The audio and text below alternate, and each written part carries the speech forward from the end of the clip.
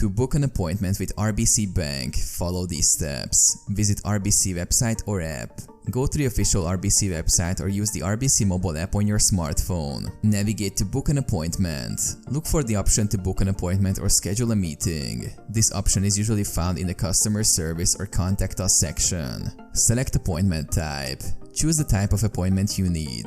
RBC offers various appointment types, including opening a new account, mortgage consultation, financial planning, investment advice, and more. Choose location and time. Select your preferred branch location and appointment time slot. Ensure the location and time are convenient for you. Provide contact information. Enter your contact information, including your name, phone number, and email address. This allows RBC to confirm your appointment and send you reminders. Confirm appointment. Review the appointment details to ensure accuracy. Confirm the appointment booking.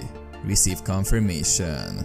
After booking your appointment, you should receive a confirmation message via email or text with the appointment details. Additionally, you may receive reminders closer to the appointment date.